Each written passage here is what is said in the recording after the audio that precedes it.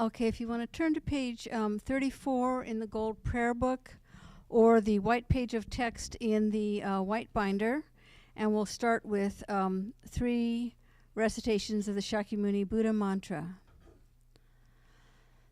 Tayata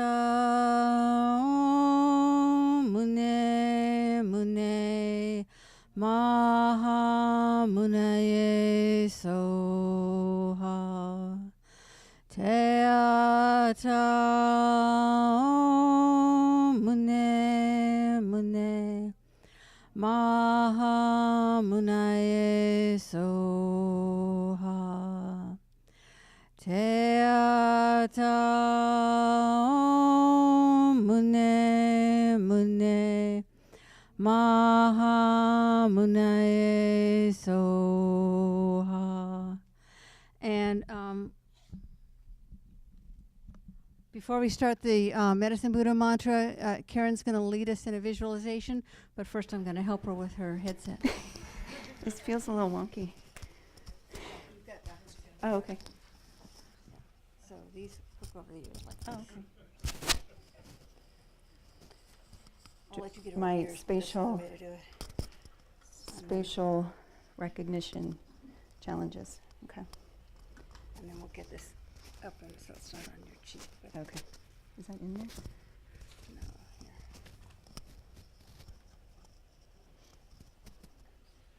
Oops, and that's way down under your chin. Oops. I guess I should have practiced this one. Okay. This is the comic relief. How's the volume? It's good? Okay, thank you. So Geshe-la has taught over the years, and I found some notes from his teachings about a year ago about the Medicine Buddha and the Medicine Buddha practice. And so just to draw your attention, the image is that blue Buddha right there. And there's in his right hand, there's a medicinal plant. The left hand is a begging bowl filled with healing nectars, 3 different types of healing nectars.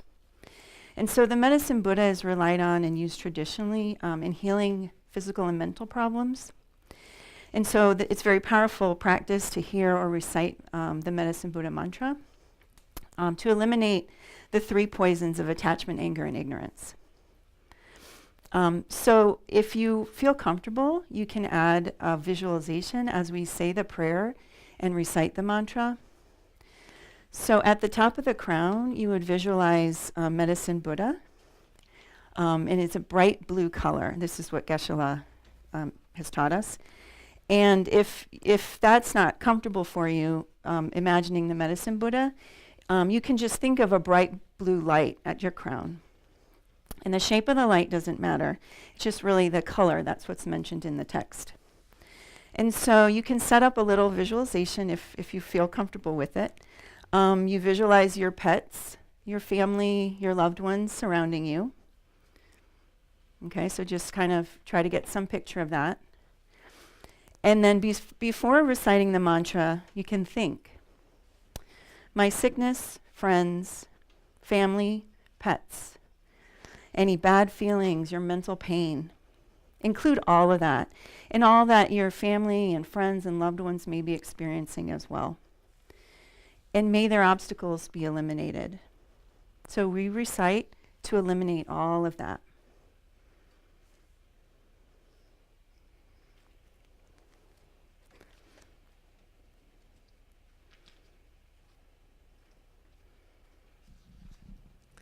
So we'll recite the Medicine Buddha stanza and then the mantra 7 times. Bhagawan, with equal compassion for all, whose name, when merely heard, dispels the suffering of the lower realms, dispeller of disease and the 3 poisons, I prostrate to Medicine Buddha, lapis light. Jayata Om Bekanse Bekanse Maha Bekanse Bekanse Raja Samudgate Soha. Jayata Om Bekanse Bekanse Maha Bekanse Bekanse Raja Samudgate Soha. Jayata Om Bekanse Bekanse Maha Bekanse Bekanse Raja Samudgate Soha. Deyata Om Bekanse Bekanse Maha Bekanse Bekanse Raja Samudgate Soha Deyata Om Bekanse Bekanse Maha Bekanse Bekanse Raja Samudgate Soha Deyata Om Bekanse Bekanse Maha Bekanse Bekanse Raja Samudgate Soha. One more, I'm just choking. Teata Om Bekanse Bekanse Maha Bekanse Bekanse Raja Samudgate Soha. So now you can imagine or visualize the bright blue light dissolves into your body and it purifies. So the light penetrates like a laser beam. Like snow falling on a warm rock, it melts right away. It burns all the sickness and mental problems for a healthy mind and body. And you become one with the healing power, or the healing power remains in your heart forever.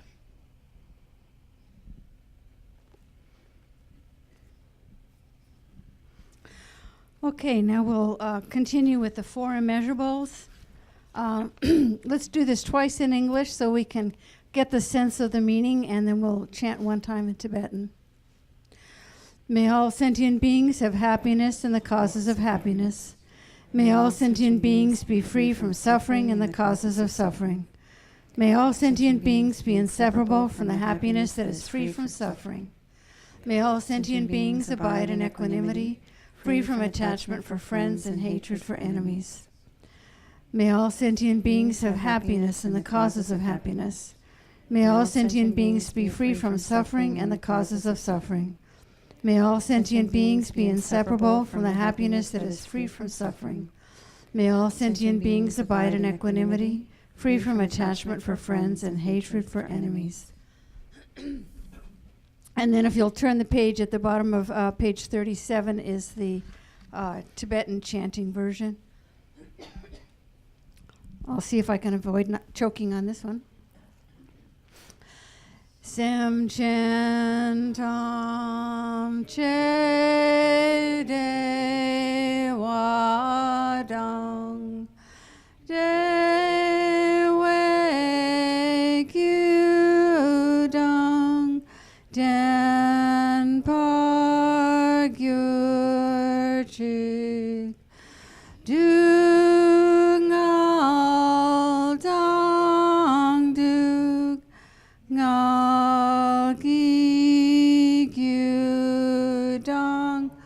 Drel war gyur chik du nga me pe te wa dang ni drel war gyur chik nye ring chak dang ni dang drel we tang nyam lane par gyur chik.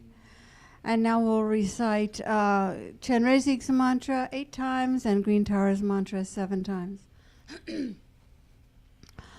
Om Mani Padme Hum, Om Mani Padme Hum, Om Mani Padme Hum, Om Mani Padme Hum, Om Mani Padme Hum, Om Mani Padme Hum, Om Mani Padme Hum, Om Mani Padme Hum.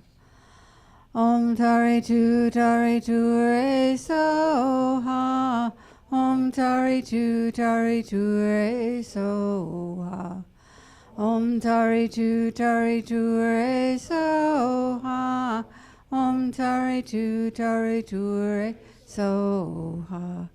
Om tare tu re soha. Om tare tu re soha. Om tare tu re soha. And now families who want to go with their children to the children's program are invited to go ahead. And you're also welcome to stay with your children here in the Kadampa.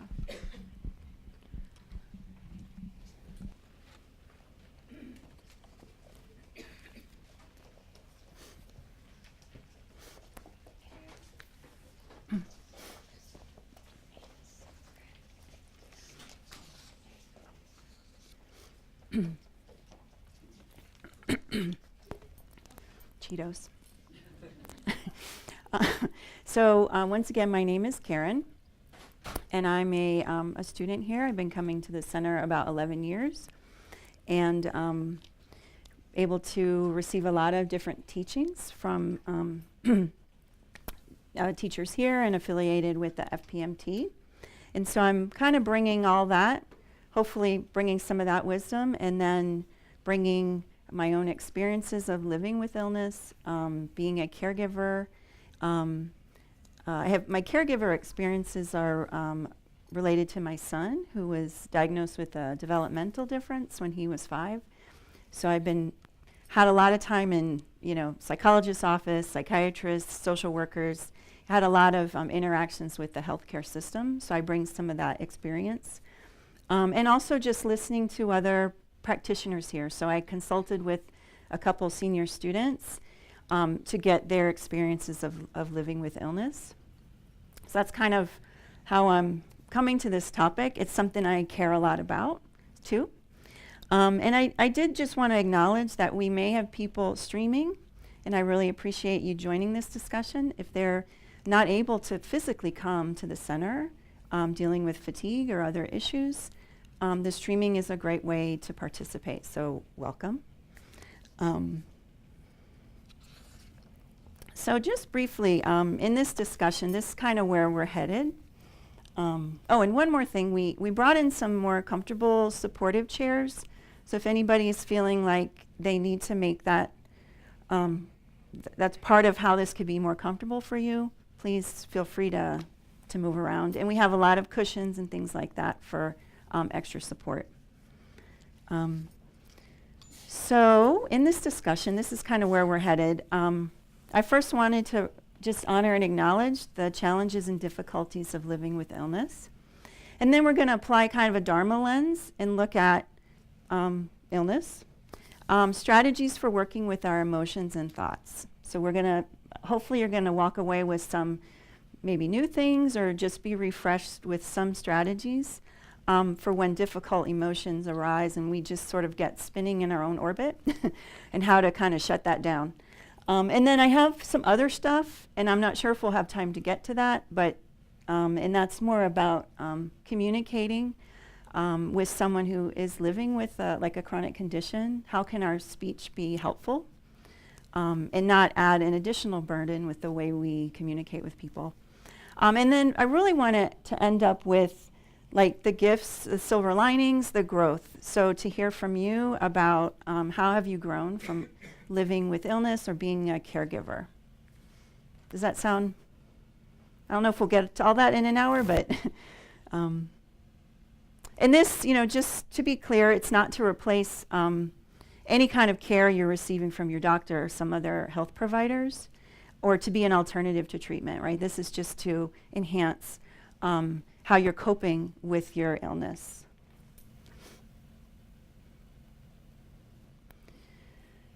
So this verse, and some of you are familiar with this verse. I thought it was in the Gold Prayer Book, but it's not, so I ended up putting it here.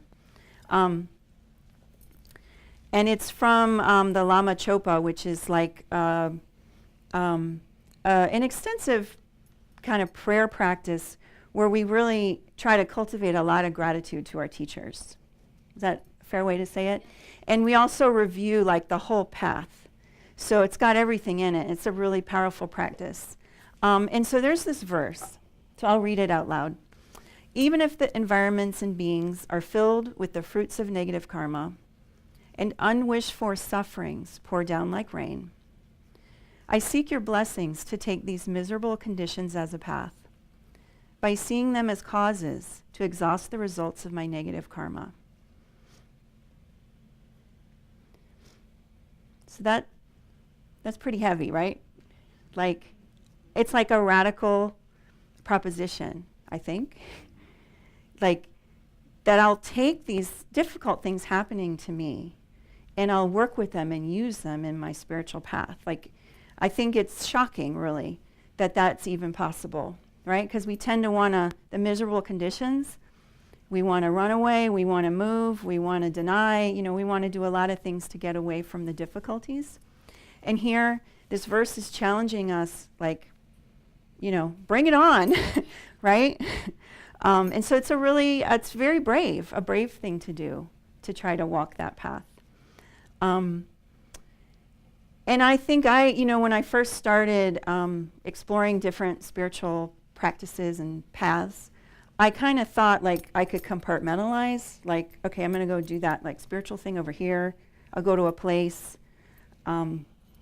say some words, and then the rest of my life will just keep going as it is. But I think as you go deeper and deeper, you realize, no, I need to, it's not something to compartmentalize. What makes it work is when we really take the teachings on board and really think about them and challenge them and apply them in our lives and then begin to own them so that it emerges as we live our daily life. And so, let's see. So my point here is like everything can be an opportunity for practice, right? The good stuff, the bad stuff, the unwanted, and the hard stuff actually presents the greatest opportunity. And some of these hard things like illness and different health conditions are very unpredictable, unwelcome, disruptive in many aspects of life, uncomfortable, painful, frightening, right? As we realize our death is closer than we think, right? If we're in a really painful, scary episode, and it impacts others. So I guess my question to you, is this possible? Can we turn the miserable conditions into the path?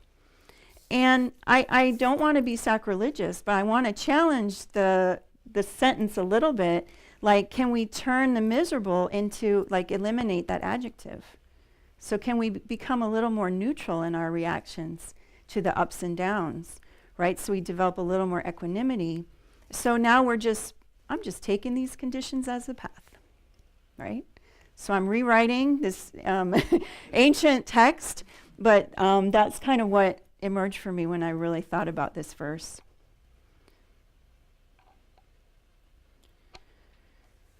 So this is kind of a house of cards. So I'm a very visual thinker, so I like to kind of use images. Images evoke a lot for me. So that this house of cards is like when you get a diagnosis or you have new symptoms, your life can feel very fragile.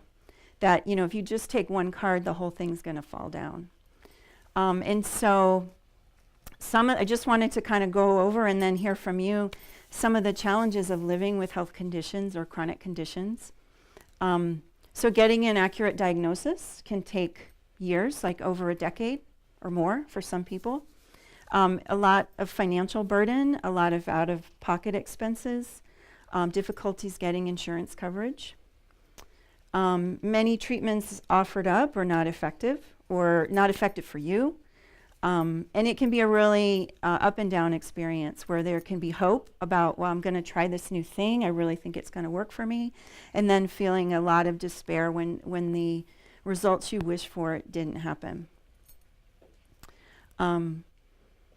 If you have, particularly with illness that is sort of invisible, where other people might not be able to, they might not know from the outside what you're going through, there can be a lot of insensitive comments from other people, kind of judging how you're living your life. Getting unsolicited advice, right? So as I see a lot of nods, right? I mean, people have it, they have their own health experiences, or their, cousin's brother's wife that happened to them, and then they have something to share, right? And so that creates this, like, okay, how am I going to respond to this advice that's not really where we're headed? And that happened a lot with when it still happens to me, like people send me articles that relate to my child's situation, and a lot of them are like horse therapy. So I mean, that's like, horses are magic. So I don't know why a lot of people connect with that, but I do seem to get a lot of advice about using animals and horses in therapeutic ways. But some of the things that came up are like, you should just drink celery juice, or just drink more coffee, or, you need to sleep more.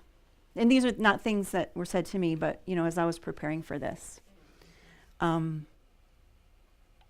So the second point is having the energy to do the things you need to do or want to do in a given day. So a chronic condition really impacts your sort of bandwidth for what you can do in a day. And I wondered if anybody has heard about the spoon theory. And if anyone, so Jim Barnes, he's a member that he had polio as a child and then post-polio syndrome as an adult. And he's the one that really taught me about spoon theory. And so I wondered if anybody wanted to explain that. Oh, wonderful. So wait, hold on, Miranda.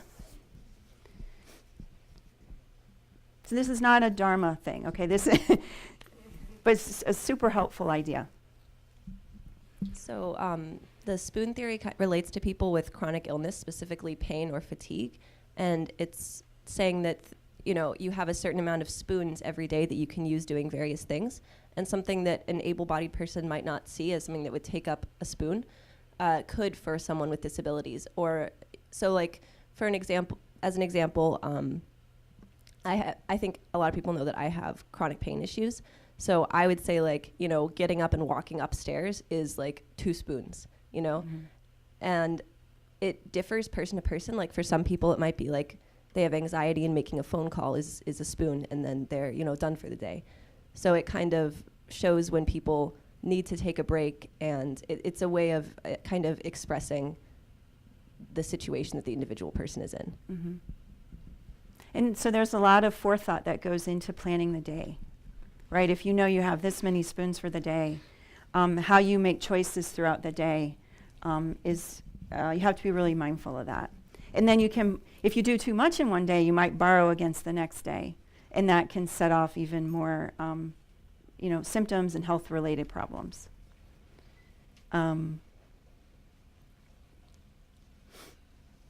So there's a lot of, a lot of waiting involved too, right? Waiting to find a specialist. Okay, I'm seeing a nod over here. Waiting, for test results.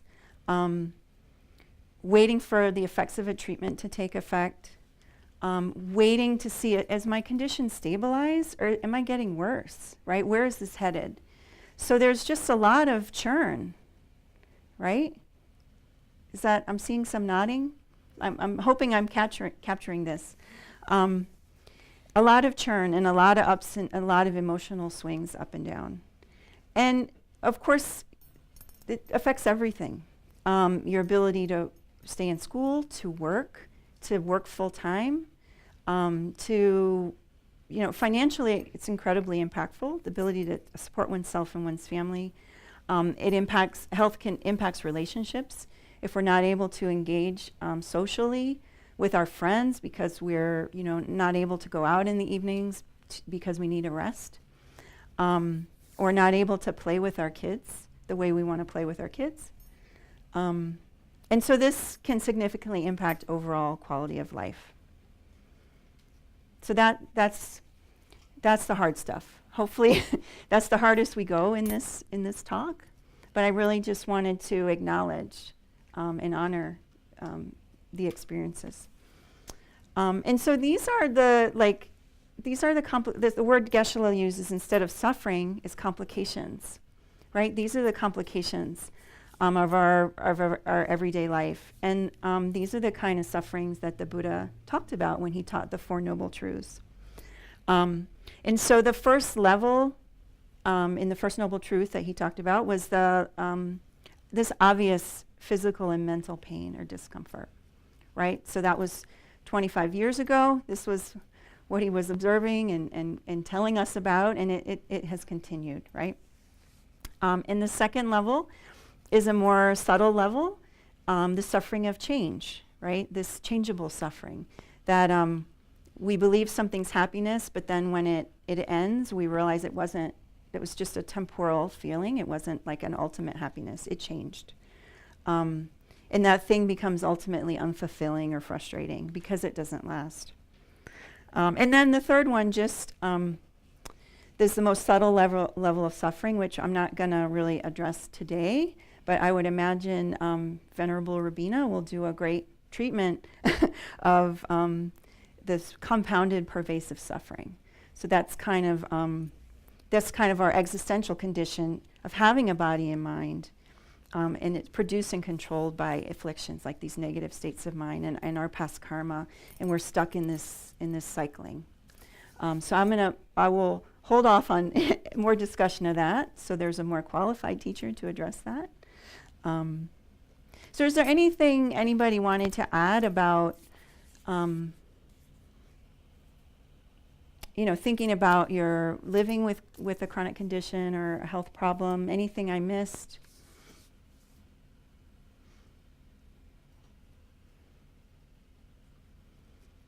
Okay. Oh, yes. I'll just add one thing. Thank you.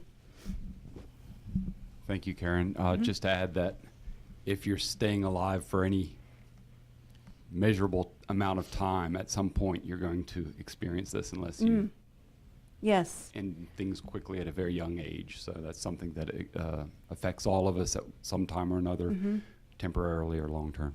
Yes, thank you. Right, so if it's not our current reality, it's coming, right? It's coming. Thank you. What was that? Don Brown used to say it's in the queue. It's in the queue. Oh, Don, did you have?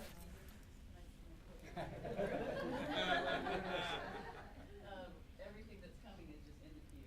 It's like, just wait for it. Uh-huh. Wait, Don has a comment. What about, like this, when something bad happens like that, like I remember as a kid some stuff happening, and I went, and I was crying to my parents saying, like, what did I do to deserve this? Like, God, what did I do to deserve this?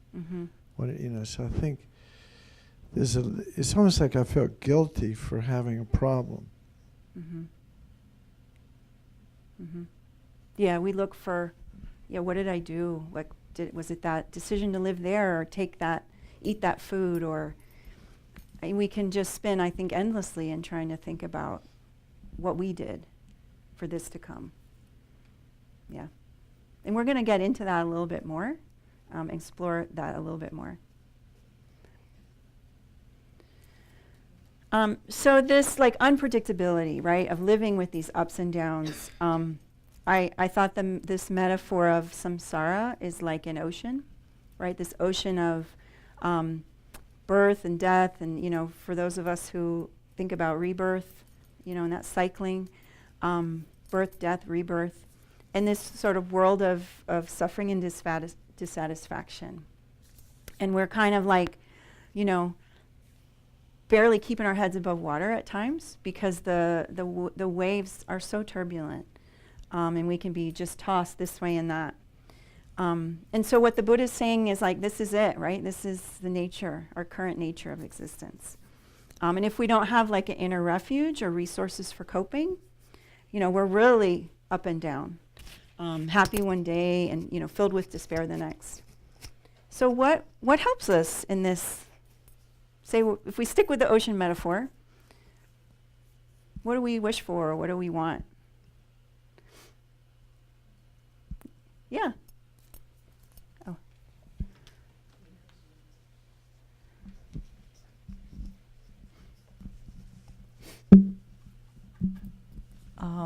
calm seas, Right. to have some to kind of smooth that out. Right.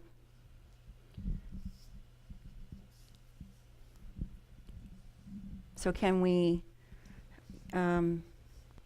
our reactions help us calm it, right? So there's less turbulence in there, right? And like classically, we need a boat, right, or a raft. And so the Dharma, the Buddha's teachings are like that boat. That's gonna, we're gonna embody them. We kind of become the boat, so that we can respond to the situations that are happening in our life and get to the other shore, right? The waters become calmer, and then we're able to navigate to that other shore. So we become our own refuge. So this is a list called the 8 worldly concerns. Or 8 worldly winds is another translation I saw, and I thought thinking of the winds kind of goes along with that. I like metaphors, that ocean metaphor. So these are like the worldly concerns that generally motivate the actions of ordinary beings like us. Well, I mean, I'm an ordinary being. So not all of you perhaps are, but it describes how we habitually respond to the content of our lives, right? So we're continuously swinging from this, like, seeking out and responding to praise and gain and pleasure and fame, so the list on the left, and trying to avoid, or we don't like these experiences of blame, loss, pain, or disgrace. And it's this constant churn of going and trying to either grab onto more of the left column and, sort of trying to protect ourselves from those experiences on the right. And these are set up as kind of opposites. And so I thought maybe we could get into like small groups, and I wondered if you'd be interested in responding to this question. I can explain it a little more, like give you an example, like with praise and blame. I think that was, once I got the diagnosis for my son, I really wanted to be like this perfect parent and do everything. There was this list of like 30 recommendations. I got on it. Here's how we're going to do it.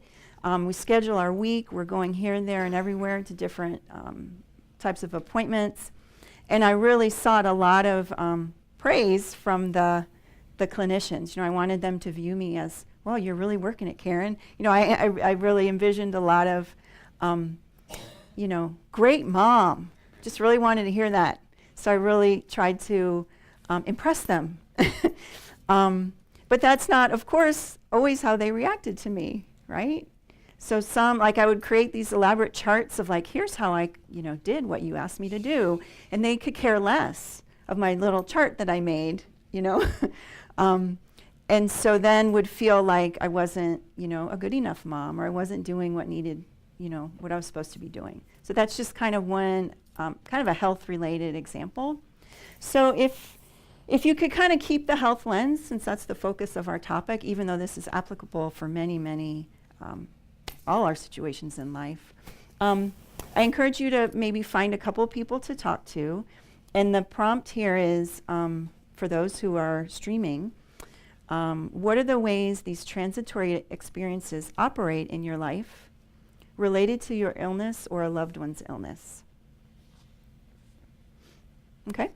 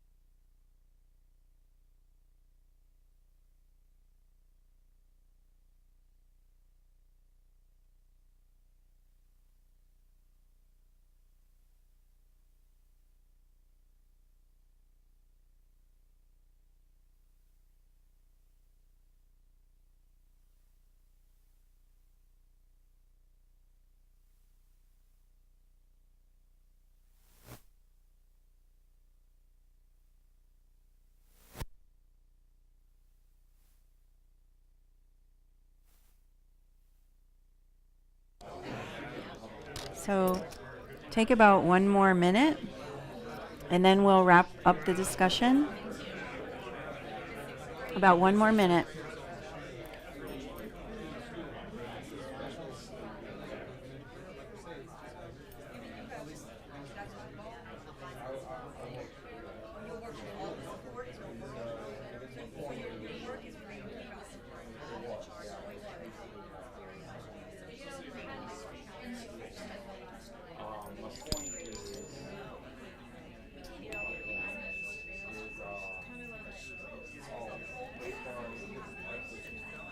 Okay, so it looks like some really great conversations are happening.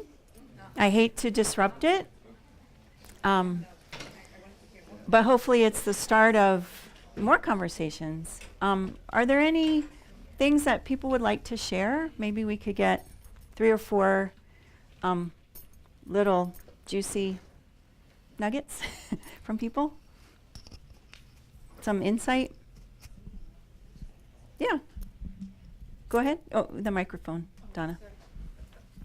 In our group, I Oh. think we talked about how much more difficult it is to have some of these undefined conditions like chronic fatigue syndrome, where doctors really don't know what to do about it, and Right. nobody's quite sure whether the patient should be blaming themselves or what they could have done, or all this kind of stuff, which is so different from a lot of more straightforward conditions where there's a clearly understood cause, you don't blame yourself for it, stuff Right. like that, which is very different. Thank you. And yes, in our group also we were talking about chronic conditions and somebody who had a daughter with the different problems and basically mostly mental issues. Someone else who he himself is dealing with those mental issues, and he's concerned about his children inheriting this.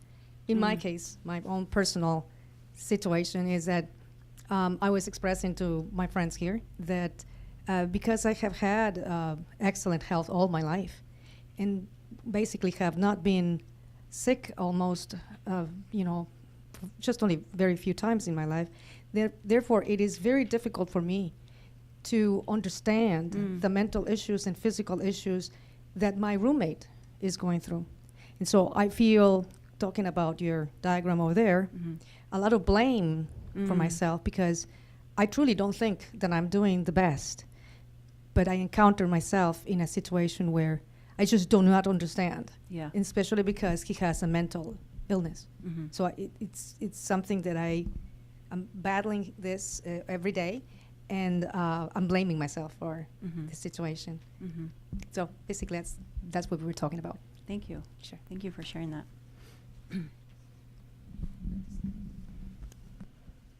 Oh, we have a hand in the back. Go ahead. So in my group, I was talking about, or like in our group, that due to chronic illness and pain, the things on the chart have kind of shifted in a weird way for me. Okay. So I have kind of an invisible illness, but I use mobility aids, so it's not that invisible. But I'm not diagnosed yet. We know I have a few things, but we don't, know what's causing everything.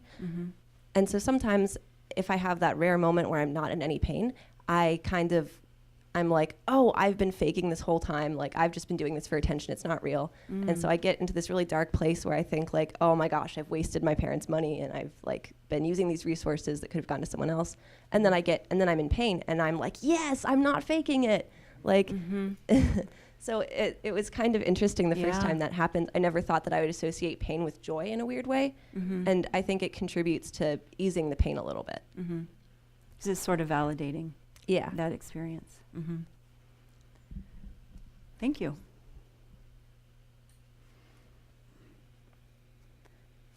Was there anything else? Oh, go ahead. We need the mic.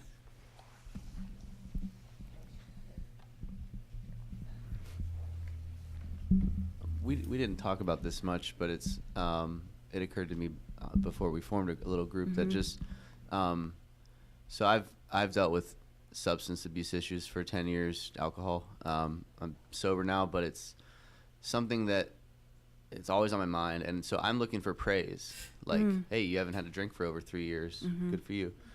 Other people look at it like my disease holds them back from parts of their life. And so it's like I want praise for getting to what other people is their baseline.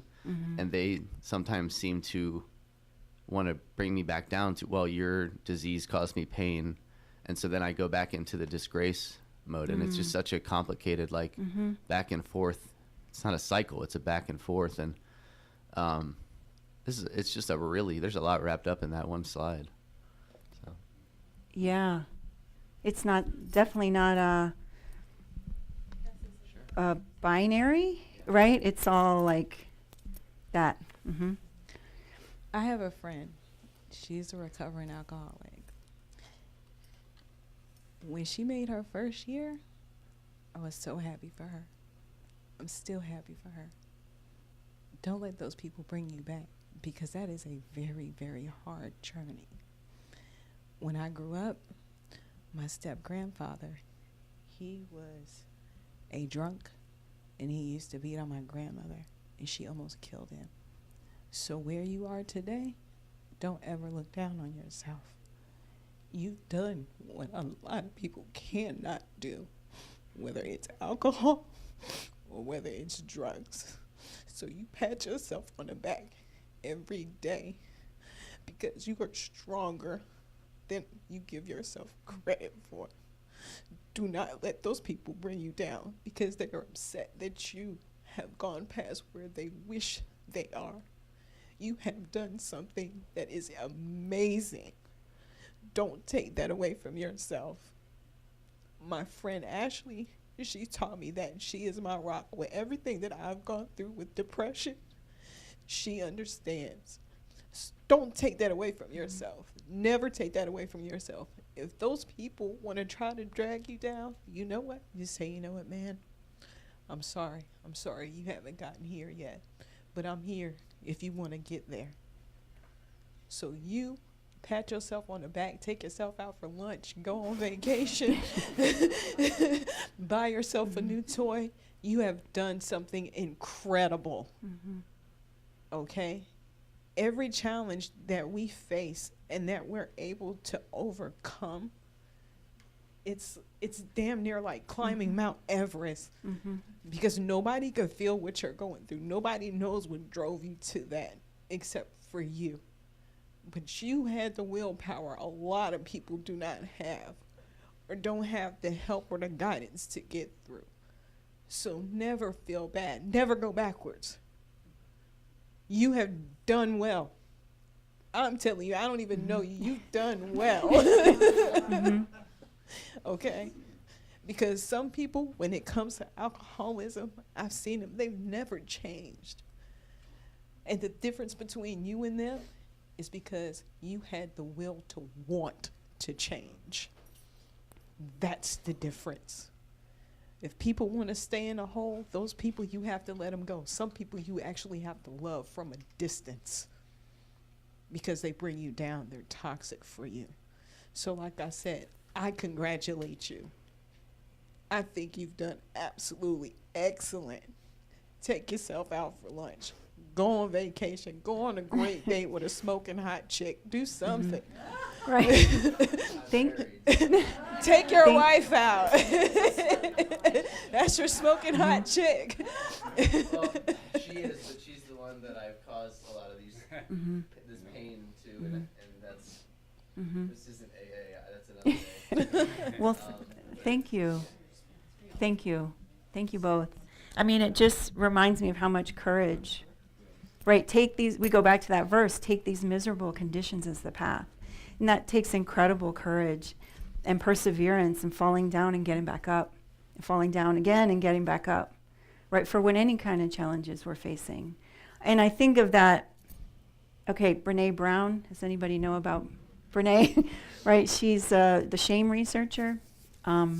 She talks about, that vulnerability and courage go together, right? So we making ourselves vulnerable, like speaking up in a group like this, is part of cultivating that courage and that resilience to keep going. So I really appreciate you both sharing, all of you, what's going on. So what we want to work towards with all these ups and downs is this idea of equanimity, right? So these are rocks balanced, right? They found their point of balance. So equanimity is this, it's not in detachment or indifference, but it's a steady conscious realization of reality's transience, like this up and down. And evenness of mind, unshakable freedom of mind, inner equipoise. These are all kind of synonyms.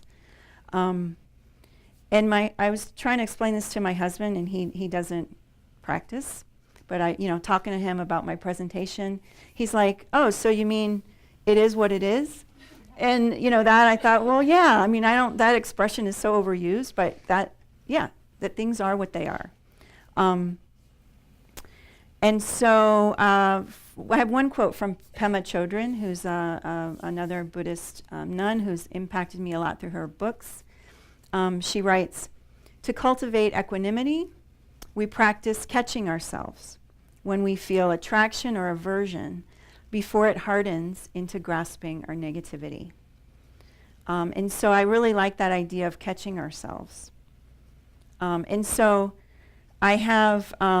maybe I won't go through all of these, but these are kind of mindfulness practices that you can use in the moment to catch yourself when you start spinning. You start thinking about how your condition could be worsening or how you're impacting others in a negative way. These are to kind of like notice that you feel that arising, and then how can you sort of stop it and look at it. And I got these... they're particularly mentioned in this book, which is in our bookstore. So it's How to Be Sick from Tony Bernhard. And if was that shameless plug? Yeah. Well, I saw it there, and it was a perfect match for this. And so she lives with many decades of illness, and so and is a Buddhist practitioner, so she really goes in depth. And so the first one is weather practice. And that's just what she calls it. I mean, we may know it without calling it that. The idea is to sort of use the metaphor of the weather, right? The weather's always changing. We had that oppressive heat for the last, was that like 10 days of that? It felt like it wasn't going to break, and then, you know what? It changed, right? So then we got some nice pleasant weather and some rain. And so we can think about the fleeting nature of our experiences, that our thoughts and emotions are always changing. So even though they feel like they're going to be with us, they're so intense, they might feel like, they're always going to be there, inevitably they'll change. And so this is the first kind of, if you can tap into that, oh, wait, maybe I need to use the weather practice in this moment, and look at your thoughts and just kind of notice them, and maybe they'll move on. And so I thought we could use an example, sort of a health-related example, to understand these practices a little better. And this is like this week I went to just an annual checkup at the dermatologist. And I don't know if you have this experience, you like walk in, you get this form, the clipboard with the pen hanging on, and you get this tiny font, and so it's really small. If you can't see it in the back, you got to fill out your medical history, surgical history, skin disease history, right? So I'm sitting in the waiting room, and I'm like starting to feel stuff is rising as I'm having to circle. I got this now. I got this.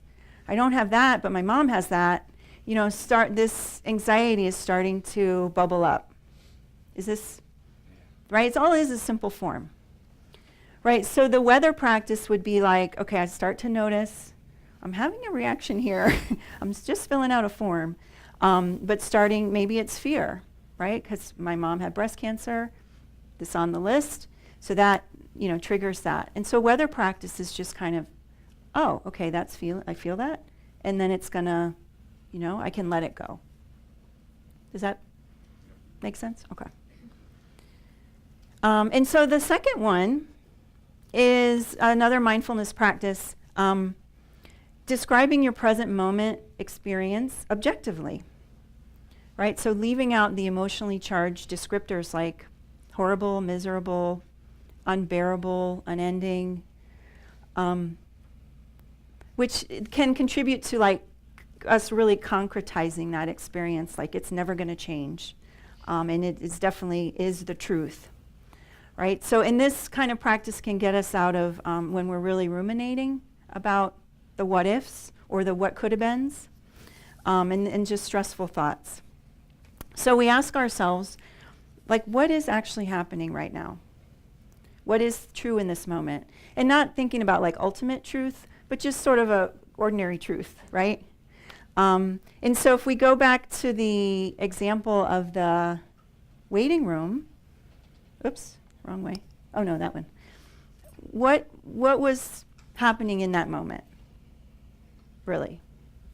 You're sitting there. Right, I'm sitting there, right? A person sitting in a chair or sitting in the waiting room, filling out a form, right? That's the sort of the rawness of it, right? But I was going into like, I'm going to get breast cancer. That's where I was going. But, just catching myself, wait, you know what? Really, that's all that's happening, right? So, I don't know if anybody can think of another example of just describing, maybe think back to a difficult moment where your thoughts were just really spinning off, and what was really true in that moment.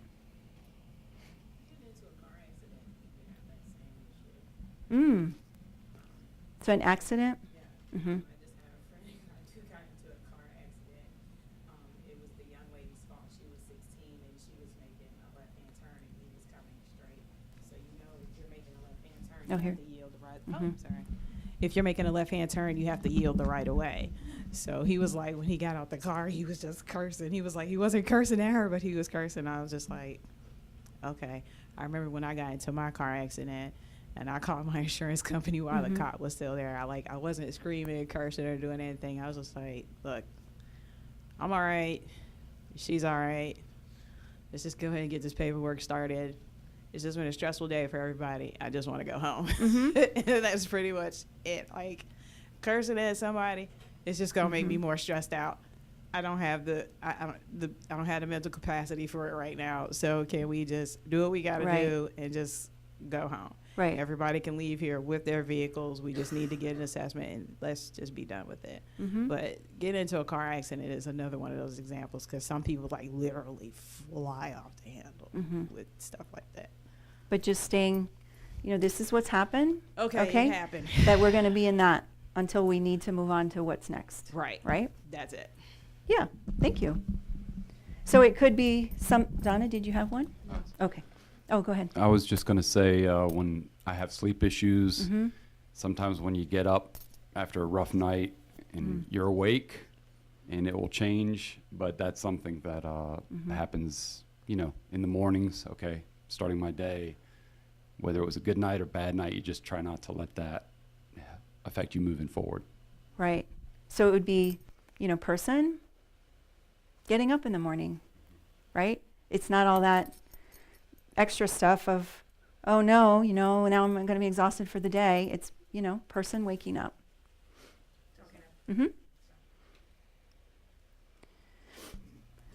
Talking about an example as to what you were experiencing with when you were filling out your questionnaire. Yeah.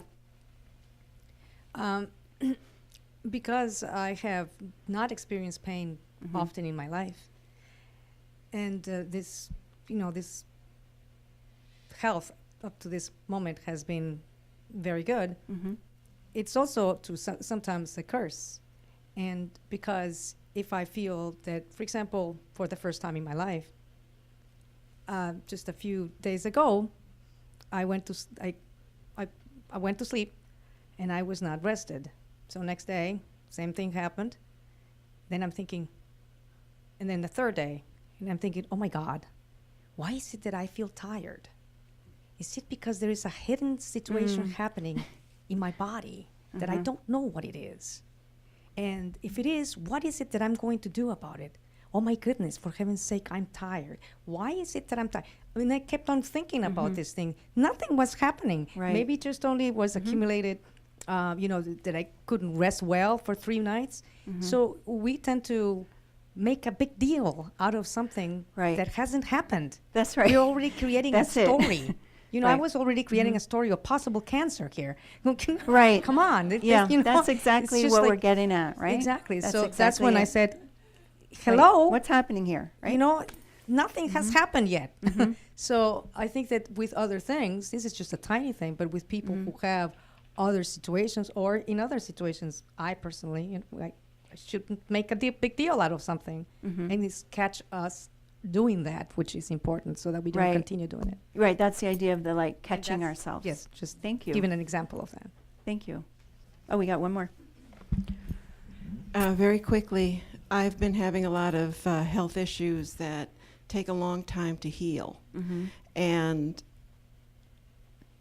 what really helps me is to say, this is horrible right now, but you had that last year and that the year before, and those healed. So this will heal too. And I just go through it. Thank you. Thank you. And I have more about that kind of self-talk, how we, really, we'll get to that. Maybe we'll move on. Don, did you have one more comment?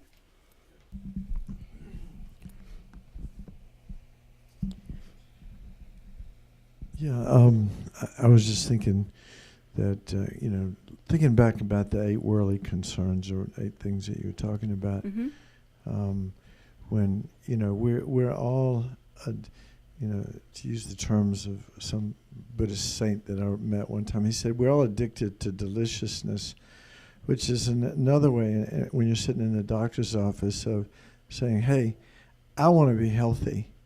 I want to be young. I want to be healthy. Right. I want to be happy. Yeah. And it's more like I want these things. We want perfect health.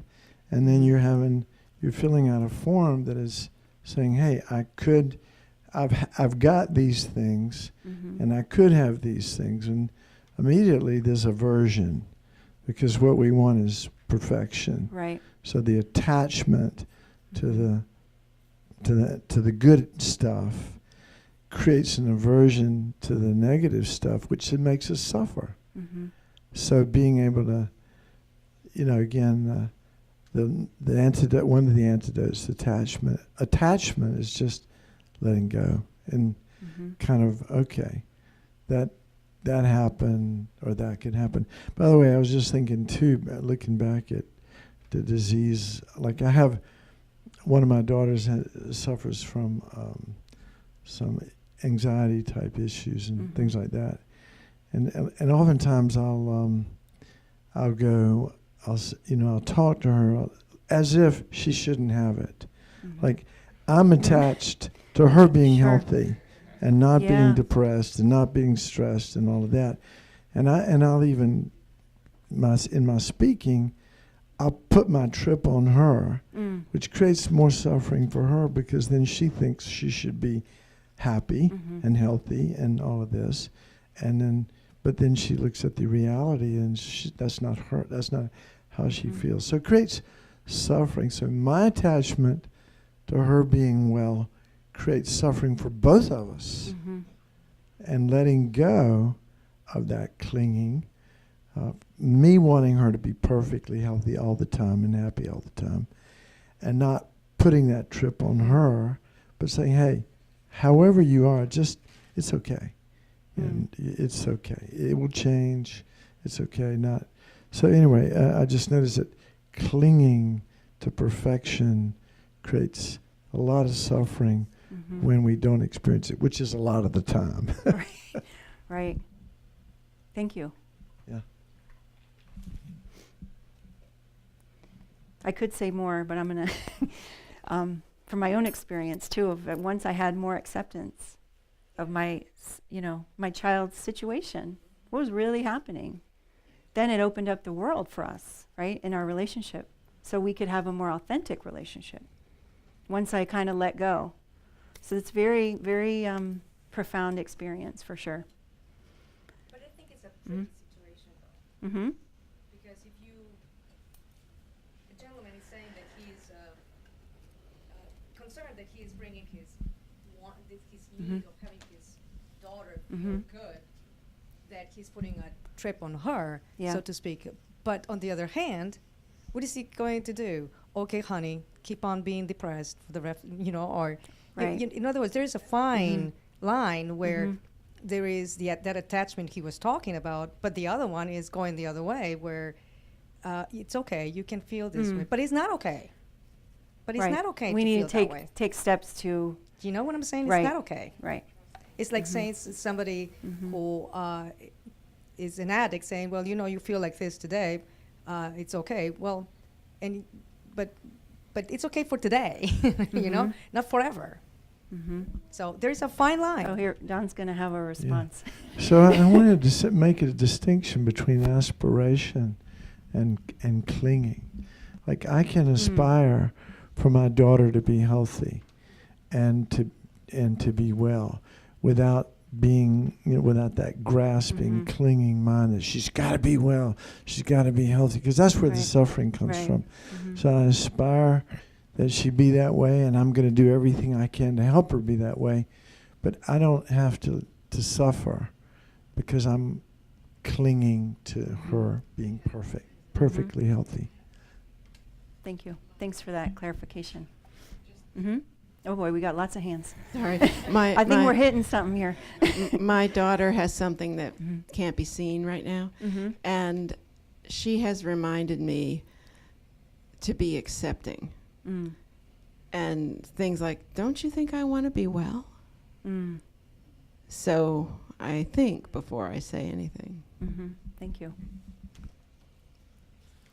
Yeah, we had a hand in the back. Miranda?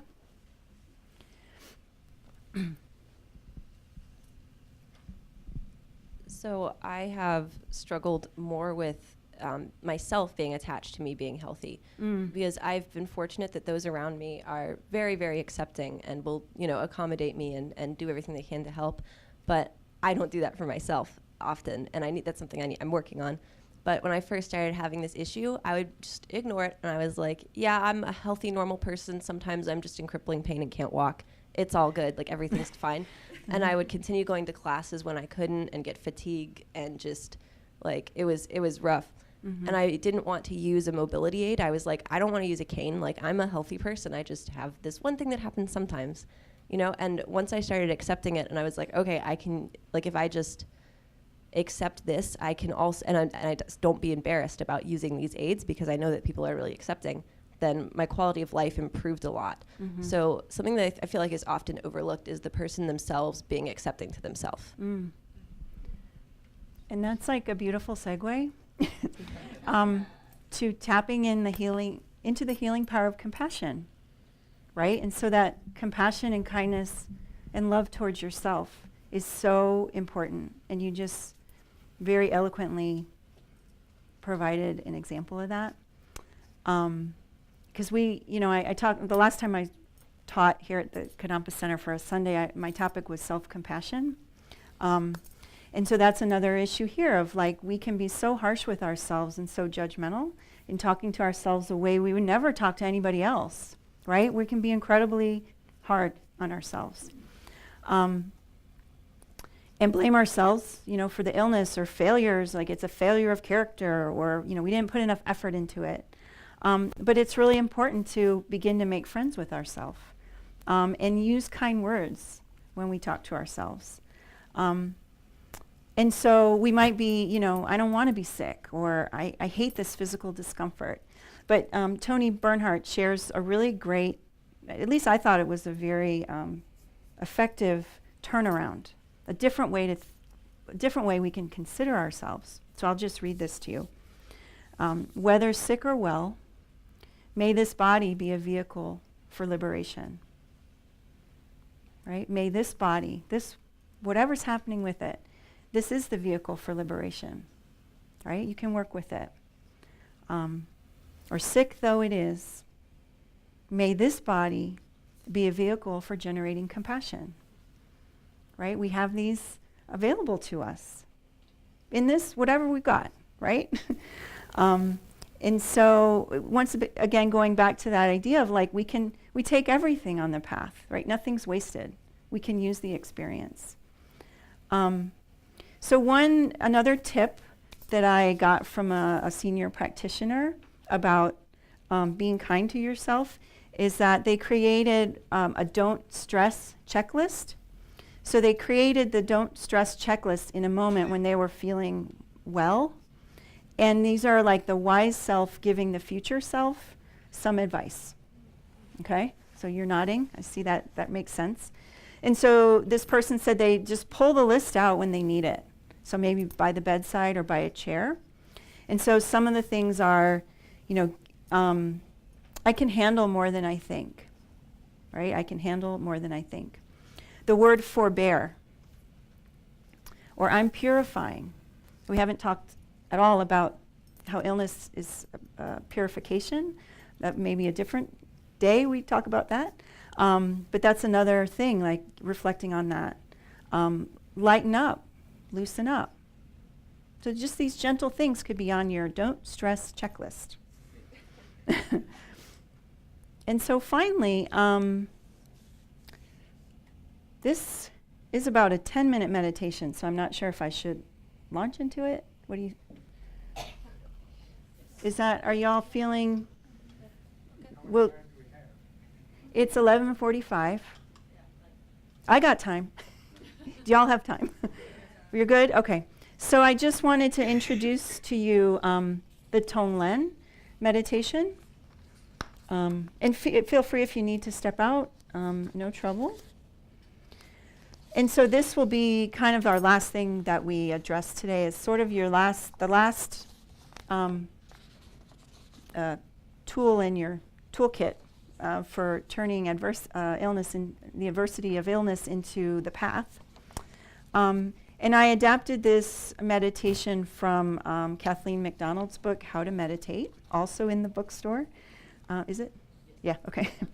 And so Tonglen is a very transformative and healing practice. The Tonglen is a Tibetan word for giving and taking. So we're going to be using our breath. We're giving towards ourselves and others, and then taking on. And so we can develop love and compassion through this. And it's considered a thought transformation or like a mind training technique. And so this can help us tremendously if our goal is to become enlightened ourselves, and making our lives as beneficial as possible. And when I talked with, got some advice about this, it's a really a flexible practice. So we'll do it now in a more formal way, but it's something you can take on the road, and like if you're in the waiting room, you can use it. If you're standing in line, you can use it, and just using your breath to relieve the suffering of yourself or others, and sending out all the good stuff. Okay? So we're going to imagine taking on our own suffering and the suffering of others and giving them our happiness. And just to be clear, it's sort of conjoined with the breath. The inhale, you're sort of bringing in the suffering of others, and exhaling is you're sending out the happiness and goodness, what other people need. And it can be, it's another courageous thing to do, right? To think about, wow, can I really bring on that? Can I really work with other people's difficulties? And so just take it easy. You can start with just your own suffering, your past, your current, and your future suffering. Okay. So just get comfortable And your eyes can be open or closed, whatever is suitable for you. And just settle in for a little bit. It'll be about 7 or 8 minutes. And so we'll generate a positive motivation for doing this meditation to increase our feelings of compassion, love, our desire to help others, so that our lives and all things that we do will be beneficial and never harmful to others. So we'll think for a few moments about how all beings want to be happy. That we all have these basic needs for food, shelter, feeling comfortable, safe, and loved. And that we all wish for things like friends, family, material possessions, good health, satisfying work. And we all beings also wish to be free of every kind of pain and problem.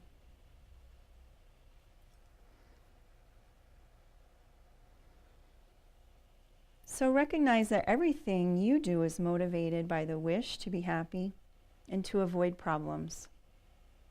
And the same is true for all other beings. And there's nothing wrong with this. We all deserve to be happy and free from pain. So then ask yourself, if we're all the same in wanting to be peaceful, happy and satisfied, and not wanting to experience any happiness, pain, or problems, is it right for me to care only for my own happiness and my problems? So think for a moment about the result of this self-centered attitude. Does it really bring the happiness you seek and prevent the problems you don't want?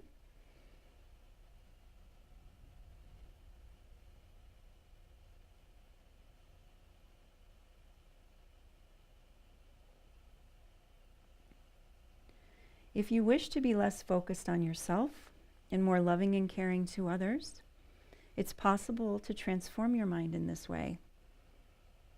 And one method is Tonglen.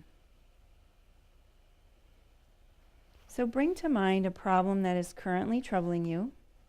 You know, maybe not the biggest one, but a small one or a medium-sized one. It could be something physical, emotional, or interpersonal. And let this problem arise in your mind and the associated feelings with it, and how your mind wants to push it away.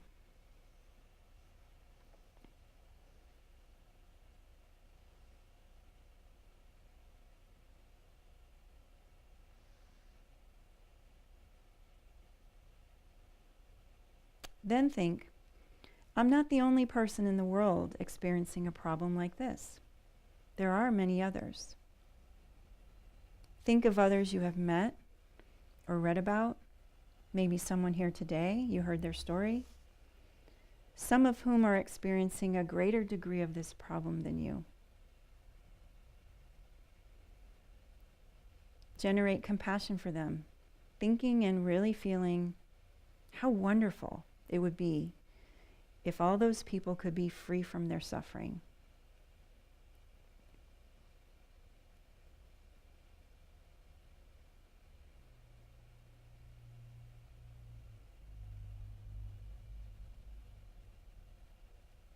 And then decide that you will accept or take on your own experience of this problem, and if you're comfortable, the suffering of others with the same problem.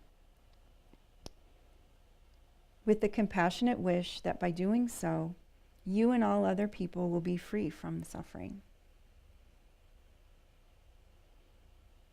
And imagine this suffering as a thick, dark smoke floating out of their body.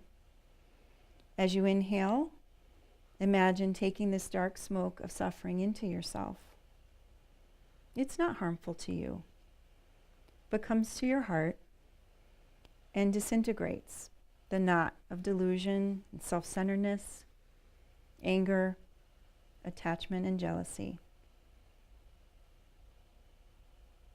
And as you continue to inhale, breathing gently, the knot is totally destroyed.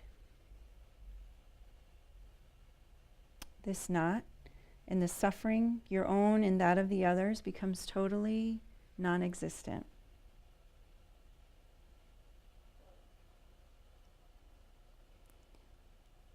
And feel a sense of joy that the other people are now free from their suffering and problems.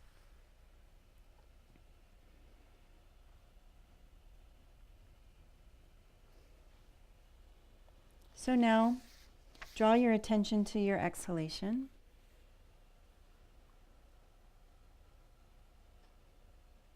And when you exhale, imagine breathing out your happiness, your positive qualities, and your merit in the form of bright light.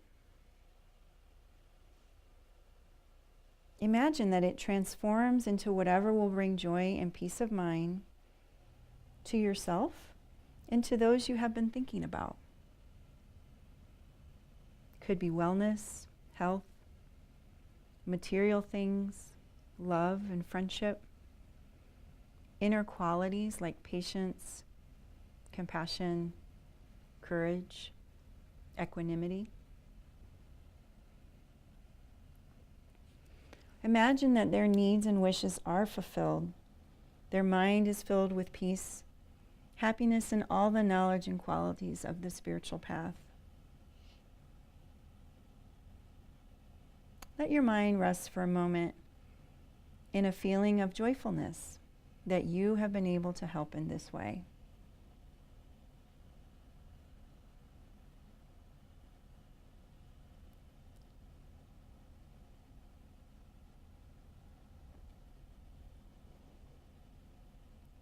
And finally, in closing, dedicate the positive energy of doing this meditation for the happiness and enlightenment of all beings.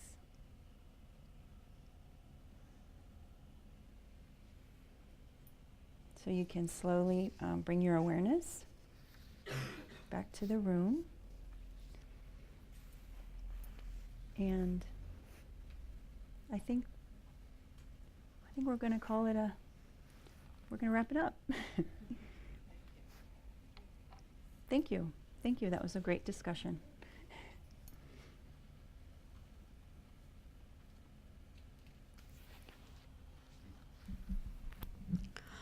Okay, so we'll do our regular Sunday morning dedication prayers. If you'll turn to page 246 in the Gold Prayer Book, and we'll read Master Shantideva's dedication verses. May all beings everywhere, plagued by sufferings of body and mind, obtain an ocean of happiness and joy by virtue of my merits. May no living creature suffer, commit evil, or ever fall ill. May no one be afraid or belittled with a mind weighed down by depression. May the blind see forms and the deaf hear sounds. May those whose bodies are worn with toil be restored on finding repose. May the naked find clothing, the hungry find food. May the thirsty find water and delicious drinks. May the poor find wealth, those weak with sorrow find joy. May the forlorn find hope, constant happiness, and prosperity. May there be timely rains and bountiful harvests. May all medicines be effective and wholesome prayers bear fruit. May all who are sick and ill quickly be freed from their ailments. Whatever diseases there are in the world, may they never occur again. May the frightened cease to be afraid, and those bound be freed. May the powerless find power, and may people think of benefiting each other. For as long as space remains, for as long as sentient beings remain, until then may I too remain to dispel the miseries of the world. And then flip to the previous pages, 244 and 245, and we'll say the short, long life prayers for His Holiness the Dalai Lama, for Gyumei Khyentse Rinpoche, and for Lama Zopa Rinpoche, in that order. In the land encircled by snow mountains, you are the source of all happiness and good. All-powerful Chenrezig Tenzin Gyatso, please remain until samsara ends. The one who mastered his speech at a very young age, the one with great patience who received the name Awatari, the one with great precision who spread the teachings of Lama Tsongkhapa on bliss and void, Lama, ornament of the yellow hat tradition, please remain until samsara ends. You who uphold the subduer's moral way, who serve as the bountiful bearer of all, sustaining, preserving, and spreading Manjana's victorious doctrine, who masterfully accomplish magnificent prayers honoring the three jewels, Savior of myself and others, your disciples, please, please live long. And now 7 Green Tara mantras for the long, happy, healthy lives of our precious Geshis, Geshe Gelik and Geshe Sangpo. Om Tari Tu Re So Ha. Om Tari Tu Re So Ha. Om Tari Tu Re So Ha. Om Tari Tu Re So Ha. Om Tari Tu Re So Ha. Om Tari Tu Re So Ha. Om Tari Tu Re So Ha. Thank you. And of course, we can't let you go without a couple of announcements. I'll let Elise go first. Hi, I'm Elise from Outreach, and just want to remind you that in 2 weeks, on Saturday, June the 15th, we have our Interfaith Work Day for Habitat for Humanity. It's not too late to sign up. Just give me an email, and I'll shoot you the details. And then we're doing collections through this month of June and July, May and June for the food collection. We're collecting food because during the summer especially, it's a really difficult time for families. So please remember to bring your food here to the lobby and we'll deliver it for you. Also in the months June and July, we're going to be collecting used eyeglasses for a free healthcare day that's going to be held this in September. So if you have any old prescription eyeglasses, please bring them. They will be repurposed for someone who cannot afford eyeglasses, and it's really a miracle for some people. So remember to do that, please. One other thing I just want to mention, it's an interfaith initiative. On Tuesday, June the 11th, there's going to be a presentation about faith, science, and climate solutions. And it's a presentation that's going to be a presentation from Interfaith Powered Light and the Union of Concerned Scientists. So I'm just going to put this flyer on the back wall near the back door if you're interested. Thank you. Okay. Oh, go Donna. Uh-huh. Oh.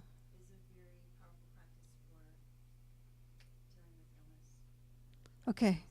So if you couldn't hear Karen, we have Sakadawa coming up. It's a Buddha Holy Day that's on, well, we're in the whole month of Sakadawa starting in a couple of days, but on June 17th, Venerable Lamo is going to lead an animal blessing and liberation, and that's a very powerful practice. Yeah, it's a great practice of compassion and other things, and for healing. If you are new to the center and would like an orientation, Robbie Watkins, our esteemed director, will lead a quick newcomer Q&A session right after the teachings at the front of the Kadampa. And then I have some logistical requests and then exciting announcements. So logistically, we need someone to volunteer to take down the water offering bowls, and also we need we brought in 8 comfy armchairs, and if 8 people could take those back out into the lobby and bring the chairs that are out there. These ones with the wooden arms go right inside the door, and the gray ones with the kind of curved arms go around the conference table. That'll be very helpful. And then we also want to let you know that beginning also on Sakadawa, 2 weeks from tomorrow, we're going to have a 1-week visit from Venerable Robina Curtin. It's been a couple of years since we've had her here. She is really quite a powerhouse. She's not like any other teacher you'll encounter in Tibetan Buddhism. And she's going to be teaching. I can't believe she's got this energy. This woman never stops, and she's teaching every single night, plus a weekend workshop while she's here. If you have not experienced Venerable Robina, I really suggest you make some room in your calendar to come at least for one night, because she'll turn everything you think you know on its head, and at the same time keep you straight. So please do come.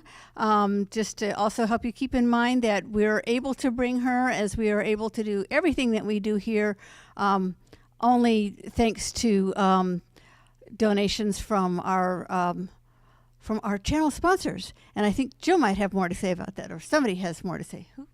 Vivian. And then you can go. Thank you, dear. So Robina is this no-nonsense, strong personality that kind of cuts through all the nonsense and gets you clear real fast. So please try to keep her in mind when you are making your plans. Sponsorship starts at $108, but any contribution is welcomed. We are able to bring teachers into the center because of the contributions that we as a center make to bring them here, and that opportunity is priceless, that we have this kind of teaching here, and it's at home. You can just go back home and come in and go as you need. If you have any financial questions, please talk to Jill, which is their center manager right there. And if you have any questions about the spiritual, about the program in and of itself, this is your girl. What else we got? I think that's it. You really, really did it all, lady. Sorry, yeah. It's okay. It's cool. It's cool. But one last little thing. This is a tiny little thing. We have social groups here that kind of are divided into groups like outdoors and movies and games. And our outdoor fitness group is meeting after next Sunday's teachings at 12:30 to head over to Empstead Park with water guns and anything you like to bring to hike together with children, without children. It's just a nice way to get together and enjoy each other. So that's it. And you should come next Sunday because Geshe Sangpo will be here. So that's 2 reasons to come. Okay. Thank you all. It was a great discussion. Thanks, Karen.